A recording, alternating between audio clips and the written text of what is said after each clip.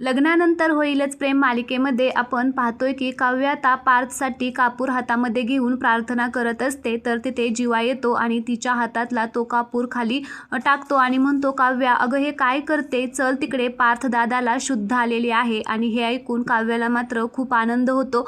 ती आता देवी आईसमोर हातच जोडते, तर हात जोडताना तिच्या हाताला भाजल्यामुळे तिला त्रास होतो. तर जीवा म्हणत असतो की काय झाले, तर जीवाला तिच्या हातावरती भाजलेलं दिसतं, तर तो म्हणतो की अगं काव्या किती भाजले तुला, बर चल तिकडे हॉस्पिटलमध्ये, असं म्हणून आता तो तिच्या हाताला धरून घेऊनच आता तिकडे जातो. खरं तर ती जायला नकार देत होती, कारण तिला मानिनीने सांगितलेलं असतं की तुला पार्थची शपथ आहे, तू अजिबात यायचं नाही हॉस्पिटलमध्ये. पण जीवाच्या हट्टामुळे आता तो तिला काव्याला घेऊनच जातो. आता मानिनीचा विरोध पत्करून तो आता तिला म्हणतो, आई तू गप्प बस, आणि काव्याला पार्थला भेटण्यासाठी आतमध्ये घेऊन जातो. तर हा जबरदस्त प्रोमो आवडला असेल तर एक लाईक करा आणि चॅनलला सबस्क्राईब करा. धन्यवाद.